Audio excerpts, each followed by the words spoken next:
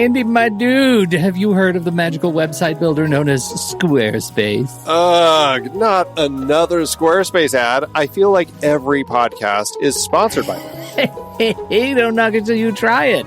Yes, okay, it is overhyped, but actually it lives up to the hype. Squarespace is like a website fairy godmother. With a click of a button, your site transforms into a beautiful masterpiece. A website fairy godmother? That sounds interesting. What makes it so magical?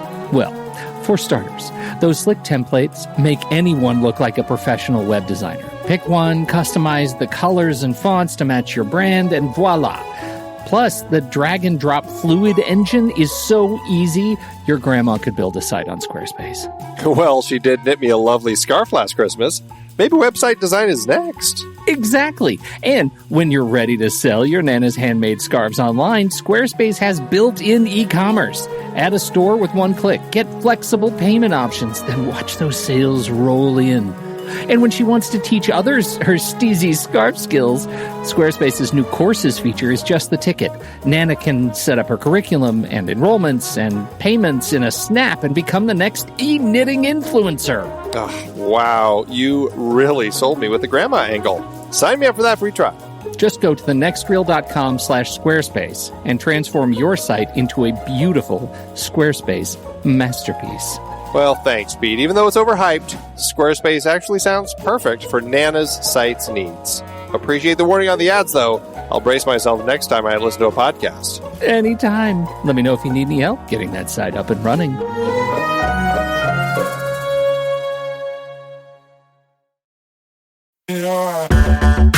Andy, can you believe we've almost hit 700 episodes of The Next Reel? I know, it's crazy. And with all the other episodes in our family of podcasts, we are well over 1,200 episodes of movie conversation. It's really pretty amazing that we've gotten to have these in-depth movie chats every week for over a decade now. And we couldn't have done it without our loyal community of film fans. Their support over the years has meant so much. For sure. That reminds me, we should give the merch store a shout out. Buying shirts from thenextreel.com/merch is a great way listeners can continue to support the show. Plus, they get to sport our great designs. Absolutely. I think sometimes folks forget we have a variety of shirts, mugs, phone cases, and more available. In fact, a great place to start is with a shirt sporting the Next Reel's logo. We also have that classic Fast Times Spicoli Surf School tee, or the weirdly popular Rusty's European Tour shirt. The one from National Lampoon's European Vacation. Why is that so popular? Search me, but we have sold a ridiculous number of those. I guess there are a lot of Rustys taking trips to Europe? We're always adding new designs based on movies we've covered, like our brand new design for a streetcar named Desire, featuring a streetcar named Desire. So if you want to rep your love of TNR and films, head to thenextreel.com/merch. Every purchase helps us continue to have these weekly in-depth conversations. So visit thenextreel.com/merch today. And as always, thanks for listening and being a part of the Next Reel community. We've got lots more great movie chats coming your way.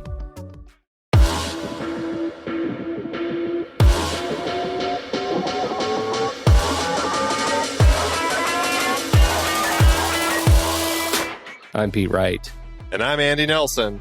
Welcome to The Next Reel. When the movie ends, our conversation begins. Girlfight is over. You got the endurance of a corpse. You in trouble again? This is your fourth fight this semester. You look like a loser in there. You might want to find someone who can help you deal with this.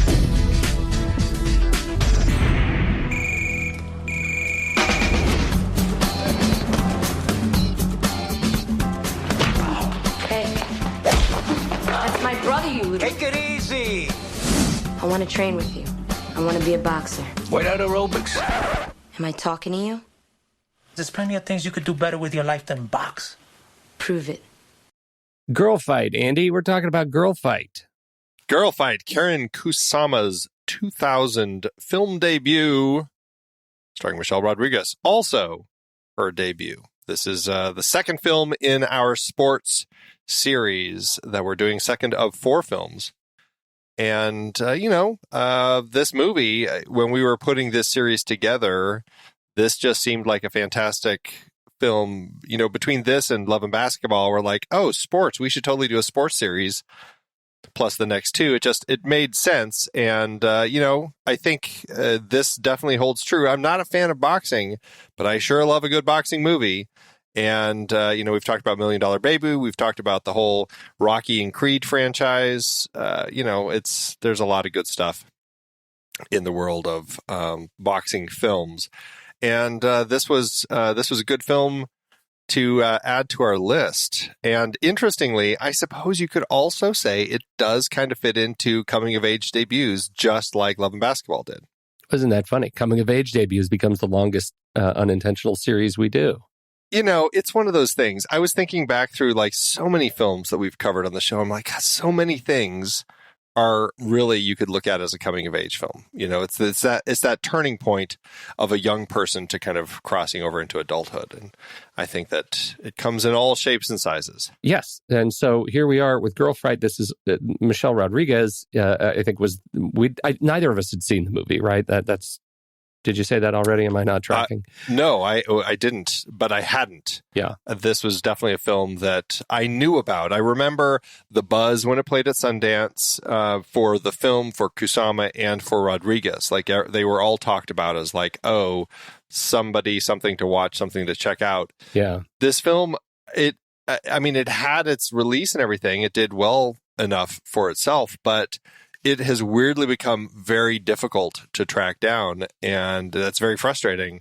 We ended up finding Scarecrow Video. It's one of the last remaining big video stores in the country, and they have a copy of it, and they have recently started a rent by mail program, and so we rented the DVD from them. And so it was a great way to get this. And we certainly recommend anyone who's looking for some older stuff that's not on streaming for whatever reason. It's just very difficult to find. Like, Netflix doesn't have DVDs of this. My local library didn't have a DVD of this. Like, it just is nowhere. And it's very frustrating. So definitely check out Scarecrow Video's rent by mail program. Set up an account, and you can start renting some of those hard to find movies, including this one. We'll put the links to it in the show notes. I think it is absolutely worth seeing for so many reasons, and I can't wait to tell you the reasons that it's not. Oh, interesting. Well, when this movie was released, it was rated R for language, and it has boxing violence. There's a fairly intense scene with family, but mostly it's rated R purely for language.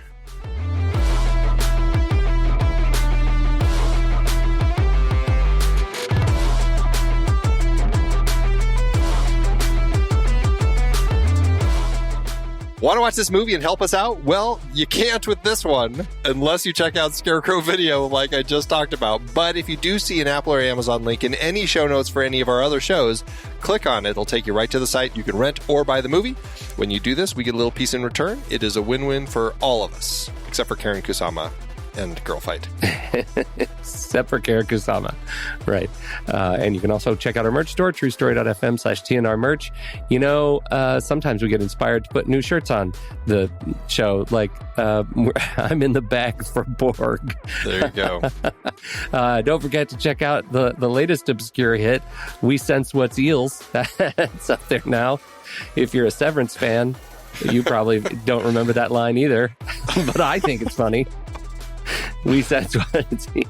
Well, plus there's the Trejo shirt, right? Yeah, there's Trejo. If you want the happiest Danny Trejo holding a chihuahua, we call it Trejoy. You can put that on your bod. Getting a little bit more obscure as we go. So we'll get back to the movies. I promise we will. But when inspiration strikes, y'all, you got to just act. truestory.fm/TNR merch. Speaking of when inspiration strikes, we would love for you to be inspired to send some of your thoughts about the movies we're talking about. Send an audio file to reviews@truestory.fm. Once you watch the movie, you might just get showcased on the show. We do record about 2 weeks in advance, so you want to watch the movie, get that recorded and sent over to us in time so we can include it. Again, send it to reviews@truestory.fm. And if you're wondering where you can see what movies we're talking about in the coming weeks, and for the rest of the season for that matter, you can find our entire series rundown on our Letterboxd HQ page. While you're there, sign up for a pro or patron membership to Letterboxd with the discount code NEXTREEL, or just visit thenextreel.com/letterboxd, and they'll chop off 20% for you. And this works for renewals as well. If you love the best social media platform for movie lovers, Letterboxd, you'll love this discount. We also have our own membership for The Next Reel and all of our podcasts. You can go to our website. We have a button right there. You can click on it, and it will take you to the page. We have membership options at month-to-month or at an annual rate. You can get all sorts of bonus episodes. We early release to all of our episodes. We have bonus episodes, a monthly member bonus. We have our poll up for our May member bonus episode running right now in our Discord community. It'll probably be decided and locked by the time this episode goes out, but every month we have another movie we talk about. We do a flick chart re-ranking episode for our members, and we do a retake episode at the end of each series. So in a couple weeks, you can look forward to the sports retake episode as we talk about this whole series. Just go to truestory.fm/TNR membership. You can learn more about the tiers. The most it'll cost you is $5 a month or $55 per year.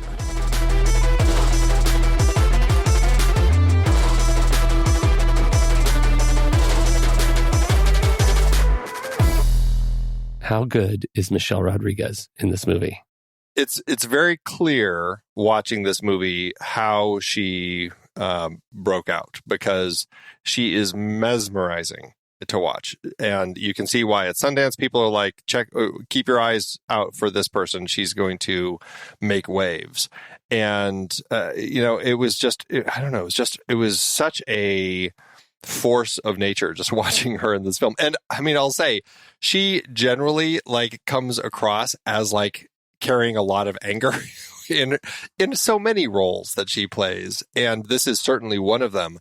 But you can see why she does it, because and why she's probably offered those parts, because she really carries that well. And I mean, you see pictures of her and she's just happy and smiling and she's just so positive and everything. But then you see her in these roles and you buy into this. The opening moments of this film establish her so intensely perfect. I mean, it's just perfect the way that Kusama crafted it, where you're in the high school hallway and you just see people crossing and she's just standing with her back up against the lockers, head, her eyes down, and you cut and you keep cutting closer. And then all of a sudden you're up on her face, and then she just lifts her eyes and looks right into the camera.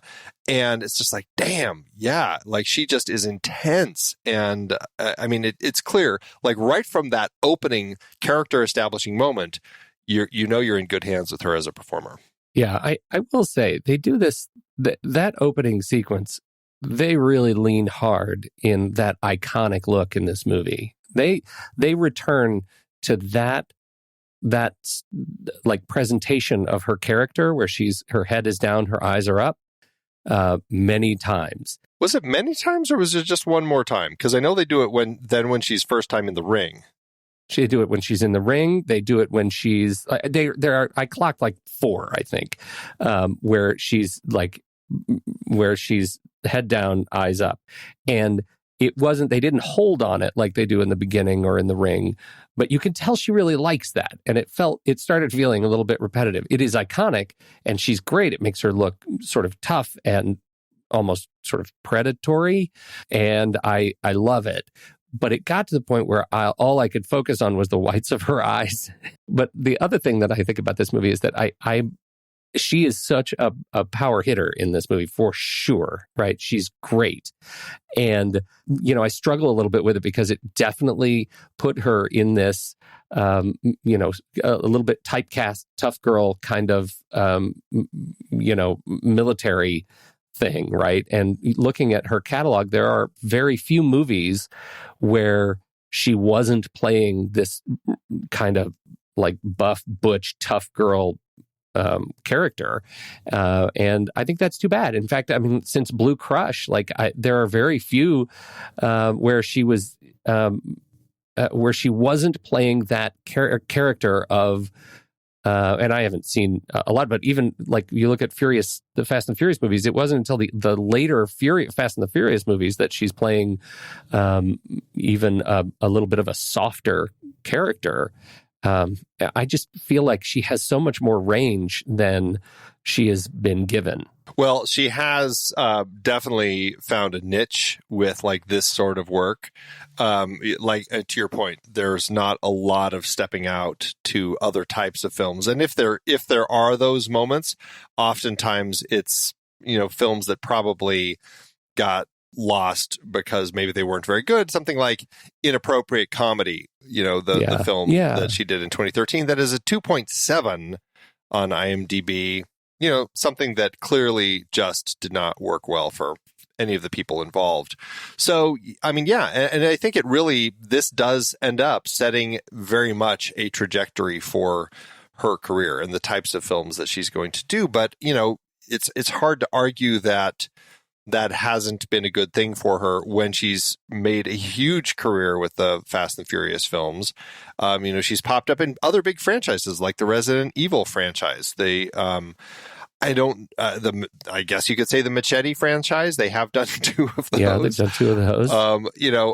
Alita Battle Angel, I know she ended up uncredited in, but that was one that theoretically, if they ever do more of that, she did end up in that. Dungeons and Dragons, you already pointed out.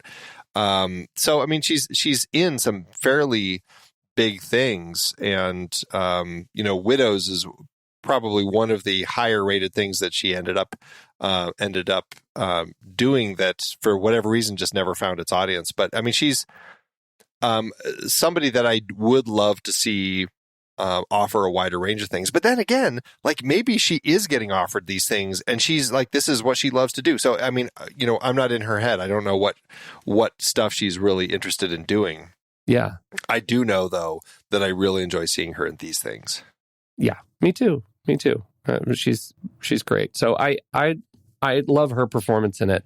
The movie overall, what's your position on the movie overall? I found myself really enjoying this drama, this character, this woman, this high school girl who's struggling, trying to find her place. Right, she's lashing out in school because she, is not getting any support at home. I mean, it's a very very frustrating home life for her, and the scene. The last scene that you have between her and her dad when she beats him up, it's just like, oh man, there is some serious damage going on in that relationship. And it's very hurtful and painful to kind of see her struggling, trying to figure out how to get anything for her out of her dad. And it was very, very sad. And it hurt. And seeing her latch on to her coach, Hector, you could see finding that was helpful. Finding boxing was helpful. Finding an outlet is really what she needed. And we never go back to it in school. I was kind of hoping at some point that would kind of circle back as an element. It never does. But we see that she's acting out in school. She beats up this girl early in the film and has to go to detention, and all the stuff is on the line of getting expelled. It never circles back. That is something I would have liked to see, how this world of boxing potentially helped her so she could get through the rest of school. And to that end, I mean, there was an element where the movie, it kind of leaves that behind. It ends up focusing a lot more of its attention on the nature of men versus women in the boxing arena, and this idea of non-gendered boxing matches. And the story really ends up tying into her falling for this guy who's also a boxer, and then they end up having to compete.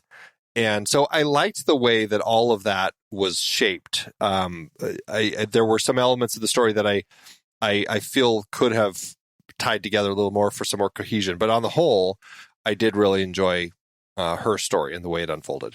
Yeah, I think that gets into what my challenges with the movie is, that, I didn't feel like it consistently knew the direction that it was taking me. And, I didn't know if I should vest my interest more in their relationship, the gender roles in the sport, or if it's the gender role in their relationship, or if it is the actual institution of boxing changing around them. At times each of those threads felt anemic to me, like they were missing, power in telling the story it wanted to tell, and then it would swing back the other way, and suddenly I'm in, a different story. So I did feel a little bit confused about what story they wanted me to tell from the sort of halfway point on, what they wanted to tell me. So I struggle a little bit with that, and I struggle a little bit with the writing of the emotional elements of the movie. I felt like the script was largely, specifically talking about their relationship, talking about her and Adrian, was overwritten. So many opportunities to put the actors in these positions together and let them perform and not, tell me all of the things that they were trying to get to convey. I felt like they told me too much. Their heart-to-heart conversations were overwritten, and I don't think let either of them perform to their best because they were too busy telling me what I need to think. So I think the movie actually made itself less complex and interesting by being overwritten. And that, to me, felt like maybe it's just a first-time filmmaker or a first-time screenwriter not feeling as confident in the story she was telling first time. It didn't. That I think is probably it. It didn't feel confident to me overall. I think there's a challenge in there because it's one of the first films that really kind of took on women in the boxing world, right? Which, I mean, it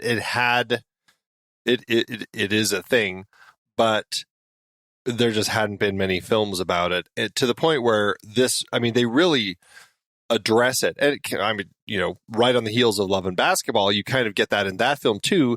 And, over the course of that film, by the time we get to the end, now the WNBA exists and Monica's playing for them.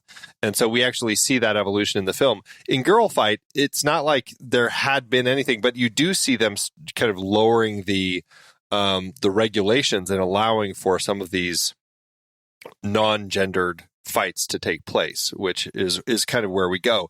And so I think that there's an element of the film where Kusama is really wanting to tell this story. And I don't know if we said, but I mean, it's written and directed. She also wrote this film after she started boxing. Like she had taken up boxing and wanted to kind of tell a story about it.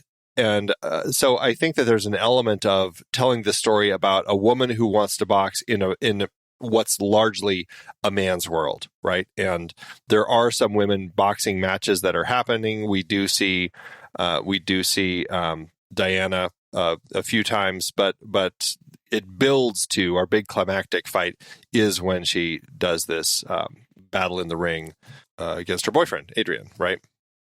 Because of that, the way that I feel like that is structured, I feel like Kusama wanted to kind of create that extra conflict of having this relationship happening between Diana and Adrian that builds just like their relationship. Like their relationship is coming to a head as the boxing match is coming to a head and everything. And I just kind of felt like it was, I guess it works for me, but it definitely felt a little bit like we're putting all these pieces into place to create more tension. Like I could feel it a little bit more. Yeah. It felt it. I guess that's another way to look at it. That it is. I don't know if I want to say it's like trying a little bit too hard. But I do feel like it is like there are so many opportunities for this movie to let what's on screen just scream the intensity if you just let the actors shut up for a second. And particularly Doug Santiago and Michelle Rodriguez. I think they're just really good. And I think,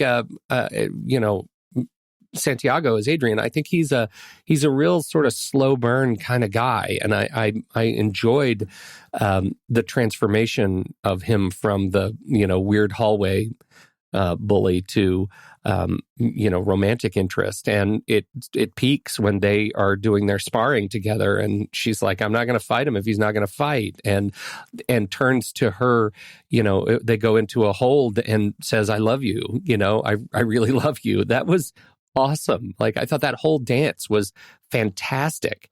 So, there were just some real high points in this movie. And, but yeah, to your point, like, it starts to feel a touch manufactured. Like, it doesn't quite let me get to feeling the way it wants me to feel by the end. Like, we've achieved some sort of triumph in women in sport, or that there's some, and maybe that's it. Like, maybe there is no triumph in women in sport in 2000. Like, maybe that wasn't the point, but the movie set me up to think that's the point, and then didn't pay that off. I mean, I think there's a couple things. One, part of the challenge Kusama had in making this film was finding actors who could box, or boxers who could act, and figuring that line out, because Michelle Rodriguez had never boxed before. She was coming into this learning how to kind of do this sort of stuff, but this is her first film, other than some unspeaking kind of bit parts and things like that.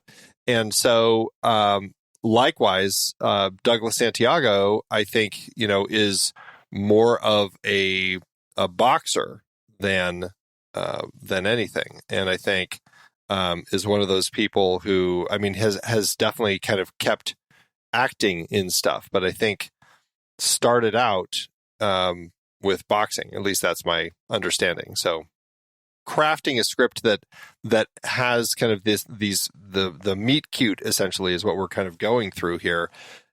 In on top of the boxing story, I think there's a little bit of that it makes it a little bit more of, I'm torn. Like, do I feel like it's taking away from the film and the journey that she's taking as a boxer to have also this love story where it ends up leading to the climactic battle in the ring?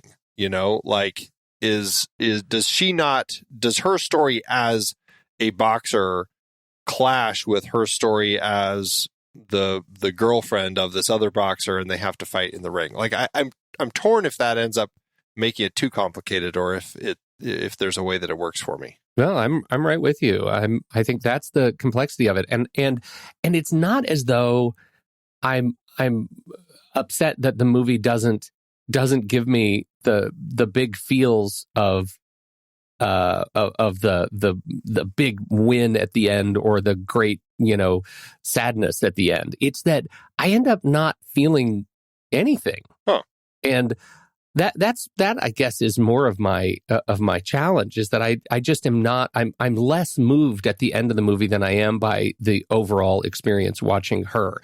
This movie feels like La Vie en Rose for me. That it is such a great triumph for her. I like her so much in it, and the movie overall is. Well, I liked it more than you did, for sure. I mean, I found myself moved by the ending. And this is why I'm torn, because it's like, by the end, it's like she wins in the ring. She beats Adrian. And I mean, I found it to be enjoyable. I really enjoyed the way that played out.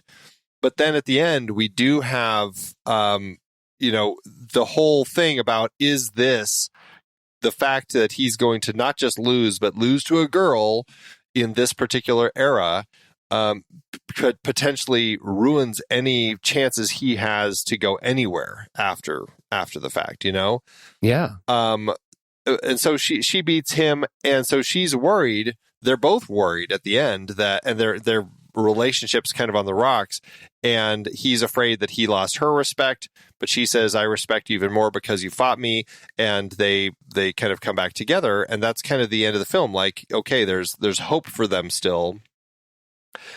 I don't know. I and that's where I feel like I like that there's that relationship there. It just it I don't know. It makes it a little more complicated because they were also the two who were in the bout at the end. And I'm wondering, like, am I getting lost in the boxing story of her succeeding in the ring as a boxer because we end up celebrating the love story and the way that they come together? I don't know. I'm torn on that. I still really liked the movie. Like, I found it to be really well put together. I love the way Kusama crafted it. And I was emotionally attached to these characters through to the end. So I think in that respect, I did enjoy it more than you. But it does get a little muddled in there. How'd you like Jamie Torelli as her coach? I loved him. He was just always fantastic as Hector, the coach. He does a great job as the coach right out of the gate. There are always these gruff characters, and he's perfect in it. And he's a great father surrogate figure for her. When she comes over to his place after having moved out of her house because of the major fight she had with her dad, I really buy that there's this connection between the two of them, and he really is wanting to help her figure out how to succeed in life. Like, I just thought he was fantastic at every scene. Well, and I think that his role here as the sort of, surrogate father figure for her, because her relationship is so bad with her dad, I think is really, it becomes special, right? It's a great transformation when he goes from, I don't work for free to, she's got to fight. Like, he becomes an advocate for her because, she proves herself and she does the right stuff. They build a really, I think, a nice, authentic connection. And he is such a charismatic guy. Like, I really enjoy him as a performer, and neat kind of experience. I liked the whole tone and tenor of the gym, sort of set by him, but with all those old guys, especially the guy who runs the place, the books. I can't remember his name. Who struggles walking. The old guy. Yeah, he's rough. It felt like all these people were authentic from the boxing world. Yeah. Like, I don't know, like there's a line where I lose, like, how many of these people are actual boxers and people working in the boxing. And how many of these people did they just not kick out of the gym before they set up their cameras? Exactly. Right. Yeah. So it felt really gritty and authentic to me. So that worked. Yeah. So the family relationship, you already set it up. Her relationship with dad isn't good. She wants to box. He thinks wants his dandy of a son to box, while he wants to go draw.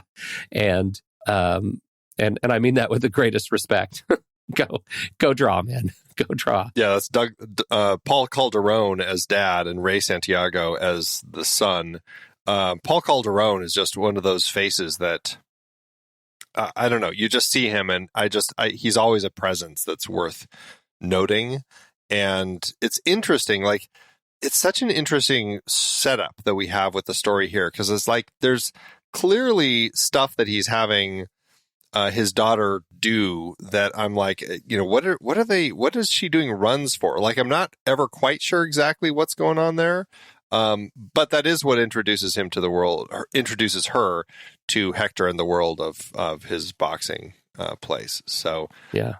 But dad, he plays a great unsavory character in this film who just doesn't care about his daughter. Like, he's interested in making his son be a man and completely disinterested in the daughter. And the mom I can't remember, she died when she was very, very young, right? Yeah, and I found that it all builds up to this conflict between her and dad in a way that I found enormously satisfying when they get physical with one another, and she gets to demonstrate her prowess as a boxer and beats the crap out of him. She does end up sitting astride him, strangling him on the floor. And that was an intense sequence, and I found really paid off the level of intensity and the conflict in their relationship throughout the first 2/3 of the movie. I really liked it. I mean, it felt rewarding. That felt like a rewarding, satisfying peak to their relationship. It was tough. And Ray Santiago as her brother, who, I mean, he's great as kind of that scrawny little brother who is more interested in art than in boxing. He plays that so well. I love seeing him in the role. He got his start here, but he's been in all sorts of TV, other movies and stuff. I think the longest thing that he's done is his run on Ash versus the Evil Dead. So, yeah, it was just kind of fun to see him in this as well.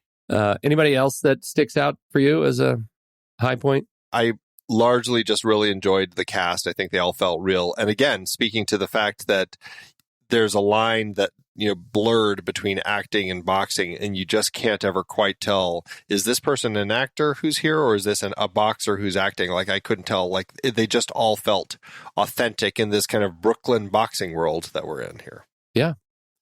The thing about Karyn Kusama that I find interesting is I wasn't really tracking Karyn Kusama, and it turns out I've seen a lot of Karyn Kusama stuff, right? In fact, this was one of the few Karyn Kusama directed films that I hadn't seen, and I've also seen a whole bunch of her television work. So I thought that was really satisfying to kind of fill in this little blank. She did immediately, well, not quite so immediately, 5 years later, follow Girlfight up with Aeon Flux with Charlize Theron, which feels, I think you could say, very different than Girlfight. Well, I mean, there's definitely female protagonists kicking butt. And so to that extent, there is an element where I can see why they would have said, you know what, that would be an interesting fit. Let's do that. And I can see why Charlize Theron, coming off of Monster, would say this sounds like a perfect fit. So, it's an interesting fit. I loved the Aeon Flux animated bits from Liquid Television. Yeah. And, the movie never quite gave me what I wanted from that. But, it was all right. And Jennifer's Body, she followed that up 4 years later with Jennifer's Body.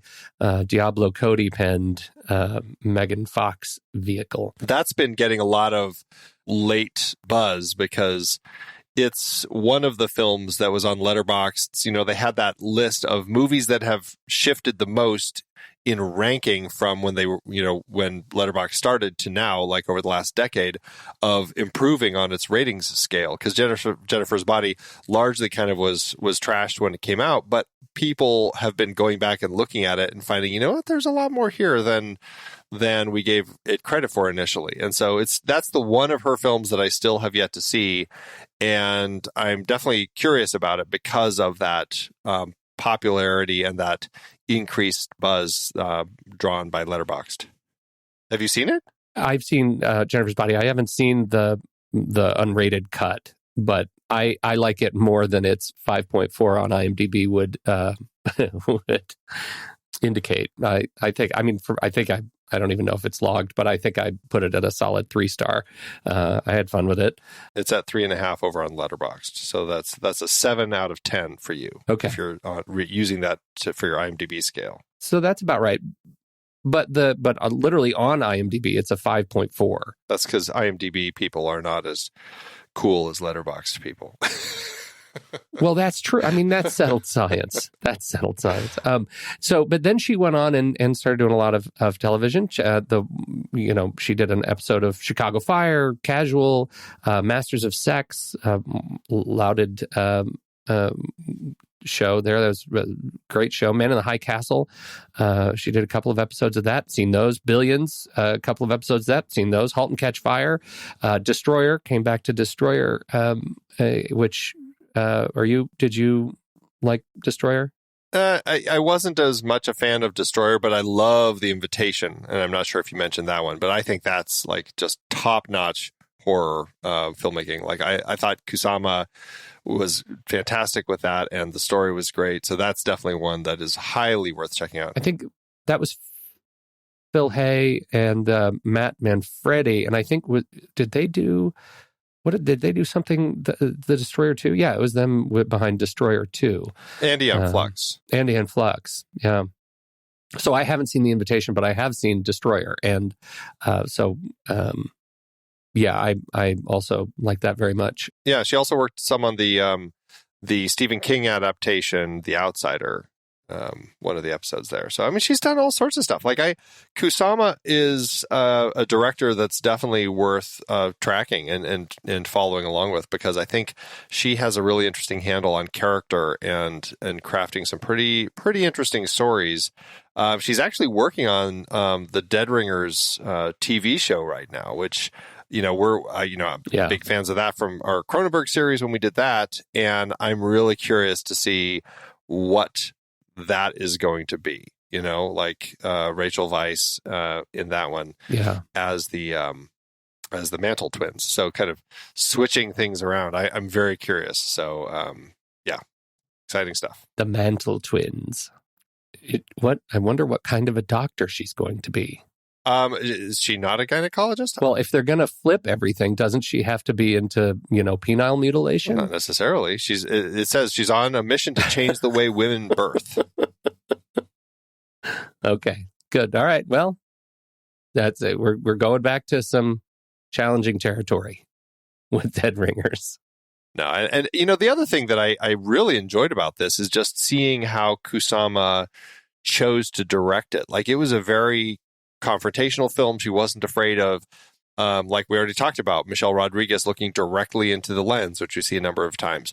There were some fantastic decisions, like in the boxing scenes, and she worked on this with her DP, Patrick Cady, to get these fantastic POVs during the boxing matches. And I guess Cady was wearing a rig that allowed him and or the camera to get hit by the boxers, which created those cool POV shots as you're getting punched, and then they would insert those little white flashes and everything. Like, yeah, I thought all of that was just a great way to kind of shake up the way that these fights were portrayed. Very effective. I thought so too. It was more intimate portrayal of these, the boxing sequences. Like you do have, like, it's not as gritty, I think, and brutal as some other boxing movies we've seen, but I don't think it needed to be, because you got such an energetic camera, because they did those punch tricks that actually make it feel like we're getting just slammed from time to time. I thought that was really invigorating movement by the camera. Patrick Cady, do you have a sense for that Patrick Cady style? I haven't seen a lot of what Cady has done, but he's directed Interrogation, that new Paramount Plus show that came out last year. Is it 2 years ago now? That has been on my list for a long time. And he's been the camera behind Bosch, which gets a lot of positive reviews. The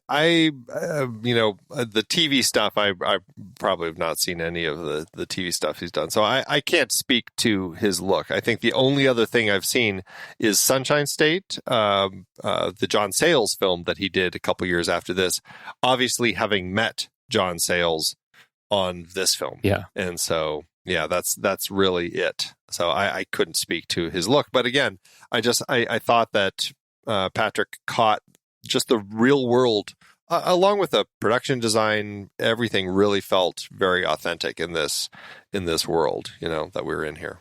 Well, he was camera behind Steve Miner's Day of the Dead, Andy. I didn't see that version. Yeah, that's another thing I haven't seen either. Yeah. I feel like I need to add that to the list. It's a solid 4.5. That's not great. Speaking of John Sayles, this film, it was interesting the way that it ended up getting made, because, I said Kusama wanted to make a boxing story after she started boxing herself in the early 90s. She wrote the script, but she couldn't find anyone to finance it because, for whatever reason, they wanted her to cast a white woman instead of a Latina. They felt like having a female protagonist was, quote, unappealing and unbelievable, end quote. And so it was very difficult for her to do this. She ended up finally getting some people to sign on, find the financing. The producers, found some financing for $1 million. Right before they were about to shoot this, the financier backed out. So the producer, Maggie Renzi, along with her partner, John Sayles, ended up funding the film themselves. And so they put that $1 million in. Independent Film Channel added $300,000 toward the budget. And so that's how this film ended up getting funded. And that's probably why we have John Sayles in a cameo as a teacher in one of her classes. Right.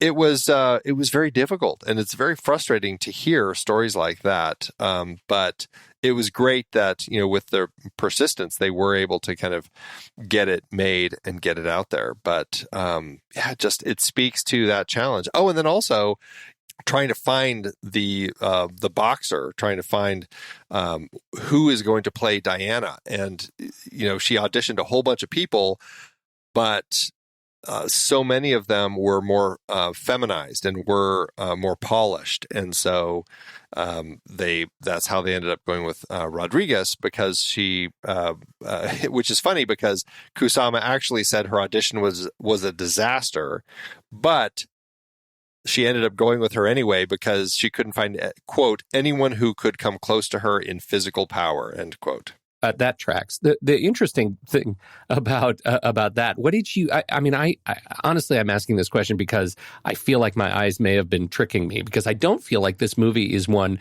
that really highlights the physical transformation over time, but I felt like I noticed a physical transformation over time. Is that something that you picked up? I feel like she always had the physical power in her, but she didn't have the training or the endurance. And so I think it's really more endurance training and learning how to do it. And so I think that's where the transformation comes in, because at the beginning when she's hitting, it's not ever the right way. And over the course of the film, you see that she learns how to,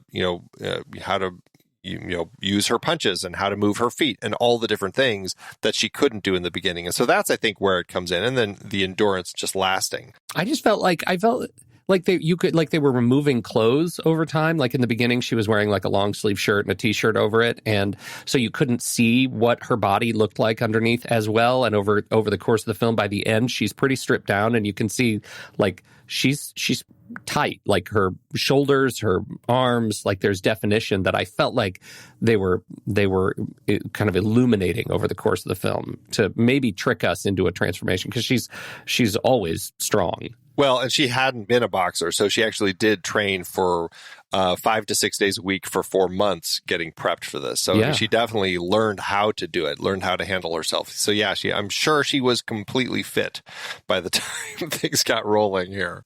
Yeah, but that's the trick, right? Is like, how do you demonstrate that transformation when your principal actor has already done the training? Like when you start shooting and they already look great, right? You have to. It's probably exactly what you just said. Yeah.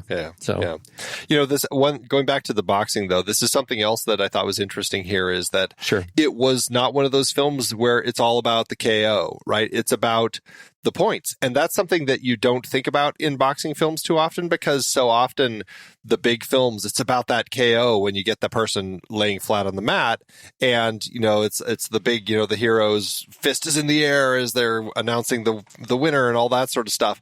But what I loved about the way that the boxing was portrayed here is it just felt really authentic. It's about the hits. And you got to remember, it's about, getting those hits in so that you're getting those points so that you are racking them up and can still end up winning. Because it's probably a lot more common in the world of boxing to have wins with points rather than just a KO at the end, Yeah, that part was really interesting too. I don't feel like I'd ever seen quite so much of a intentional demonstration of the line refs and their little counters in their hands. Like that was cool. That was really cool. Well, it speaks to parts of the world of boxing that you just don't. It's not as glamorous, I guess. So it's interesting to actually get that featured in here. I enjoyed that. Yeah. Me too. Yeah. All right. Well, any last thoughts on this one? No, I'm good. All right. Well, we will be right back. But first.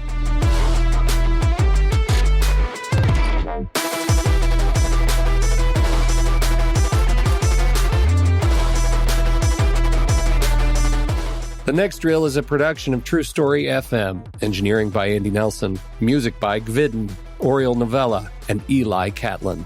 Andy usually finds all the stats for the awards and numbers at the-numbers.com, boxofficemojo.com, imdb.com, and wikipedia.org.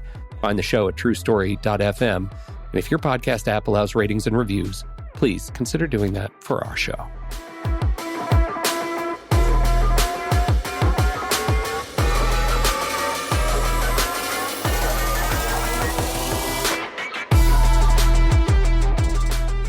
How to do it award season. It did well for itself. 15 wins, 18 other nominations. Definitely a standout. At Sundance, where it premiered, Kusama won for direction of a drama, And the film won, it actually tied the Grand Jury Prize for Dramatic Film with You Can Count on Me, another fantastic film.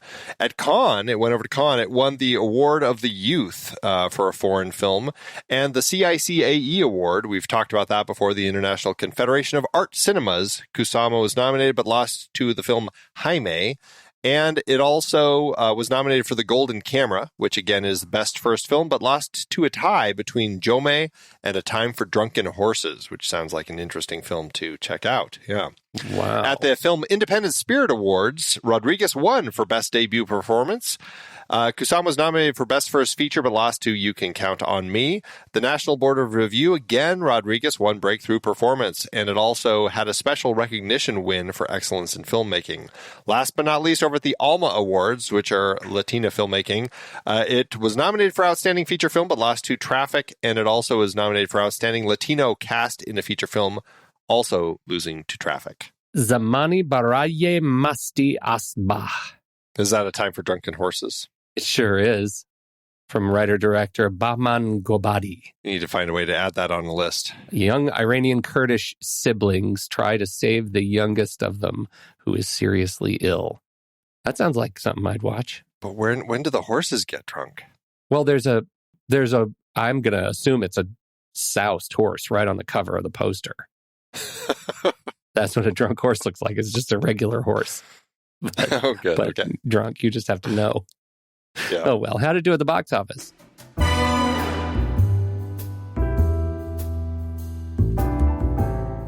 Kusama, as I said, made her film for $1 million or just under $1.5 million in today's dollars. Honestly, I have no idea where that $300,000 from IFC came in. I don't know if that ended up being part of the $1 million. Everywhere I see, it just says $1 million budget, so who knows? The movie premiered at Sundance, as I said, where it got picked up by Screen Gems to the tune of $3 million. It started its limited release September 29th, 2000, opposite Remember the Titans, Beautiful, and Best in Show, where it opened on 28 screens and landed in 30th place. The following week, they added 225 more screens and it ended up in 18th place, but it never managed to do better than that. The film went on to earn $1.6 million domestically and just over $100,000 internationally for a total gross of $2.5 million in today's dollars. That means the film landed with an adjusted profit per finished minute of $9,000. But not when Screen Gems takes into account the $3 million they paid for it. Perhaps that is why the film is so ridiculously hard to find today. Oh. Well, that is the one thing I've taken away from this, is I would love to see this movie get a nice actual release, streaming or, restoration. Like, it's beautiful. Yeah. It deserves it. I think a lot of people will really enjoy this film. I mean, I definitely did. I would watch it again. I think so too. I think so too. And I'm glad that it is at least available to get through our friends at the Seattle video place. What was it? Scarecrow Video. So I'm excited I'm glad to have seen it. I didn't love it as much as I guess I had hoped. Maybe my expectations were too high, but my goodness, did I ever adore Michelle Rodriguez. So yeah, great start for her, great start for Kusama. It's definitely a film worth checking out. It's a really, really good film. So I'm glad we added it to our list and looking forward to continuing forward. We will be right back for our readings. But speaking of continuing forward, here's the trailer for next week's movie, Catherine Hardwicke's 2005 film, Lords of Dogtown. Judgment Day, boys. Now get out there and surf, you little grommets.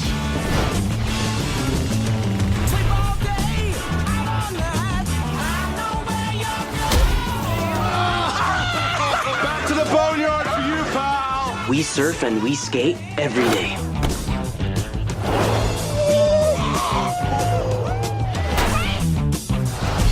Surf's up, man, yeah. Check these out. With these, you can do the same hard turns that you do on your surfboard. Wow. This wave breaks 24 hours a day, every day. And you know what, bros? We're gonna be the first to ride it.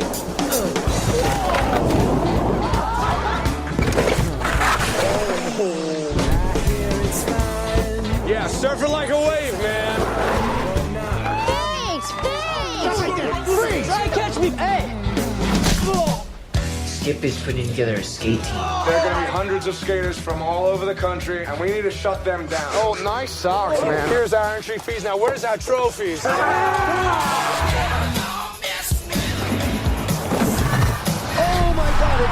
type of aerial maneuver I've never seen before. Next up, Jay Adams riding for Zephyr Skateboards. Stacy Peralta. Tony Mad Dog album. It's only going to get bigger and bigger and bigger. To the Boy Kings. Where's the famous Tony Alva? Make you a star. Wow, you're famous, sis. You guys gotta think bigger, man. I wanna make money. I wanna do it all right now. This is our time, bros.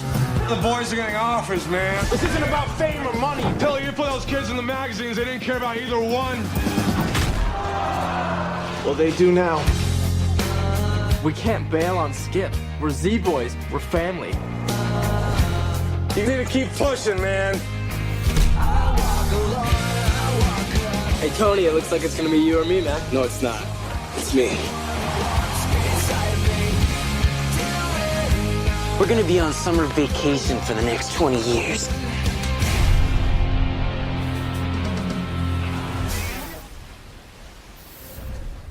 All right, Andy, how do you handle Letterboxd for this one? Pumping heart, 5 bleeding stars. I'm going to land on 3.5 and a heart. Yeah, 3.5. That's a good zone. There are a lot of favorites in the 3.5. I find 3.5 just such a comfort zone, easy to watch films. They may have issues, but I really just kind of totally, go along with them. So that's where I land. 3.5 and a heart. Well, I think the problem is that you're a half-star savage. And if you were a purist like me, you would find that same comfort in just saying 3 stars. Just 3. It's just 3 stars. So isn't that interesting that I think effectively we ended up in the same place with our reviews? Even though it sounds like I am more bear than bull. You and your silly half-star thing, like I'll never really understand it. But you know what? Here's what you need to do. You just need to stop doing 5 stars and you just need to go to 10. Just go to 10 and then I'll do the hard work on the other end. But then I'd be rating over on IMDb like a child. Why would I possibly do that? Oh, my. All right, everybody. Well, what did you think about Karyn Kusama's Girlfight? We want to know.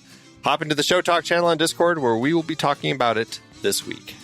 When the movie ends, our conversation begins.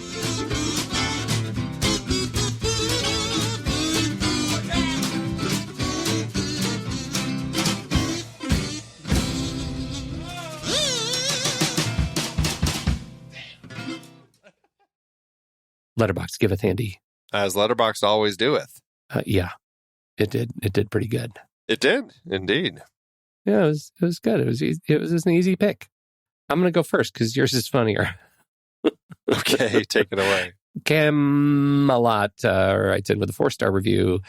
You can train, but you can't fight. Why not? You just can't. 20 years ahead of its time and 4 years before $1 Million Baby came Girlfight, a gritty urban debut from director Karyn Kusama and actress Michelle Rodriguez. I like this film for what it doesn't do. There's so many traps this narrative could fall into, and it does a nice job of sidestepping most of them, while at the same time delivering an engaging narrative.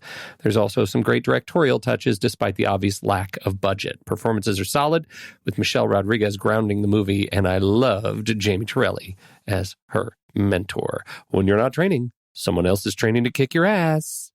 Is it Jamie or Jaime?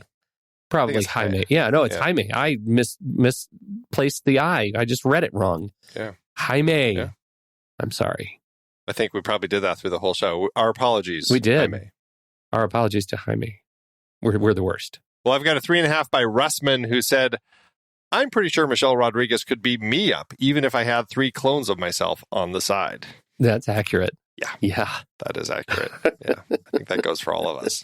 Thanks, Letterboxd. Andy, it's hard to believe we've been having weekly conversations about movies since 2011. Oh, you're telling me. Producing this show week after week is so much fun, but it does require a ton of work behind the scenes.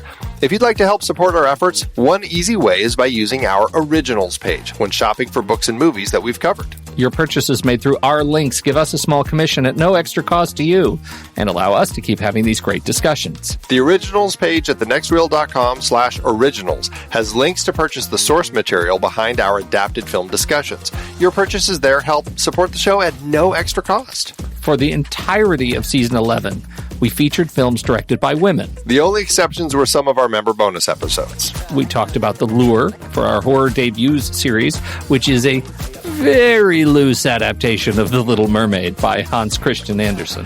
Definitely miles from the Disney versions. For our 10-year anniversary series, we covered We Need to Talk About Kevin, taken from the Lionel Shriver novel. Man, that was brilliant.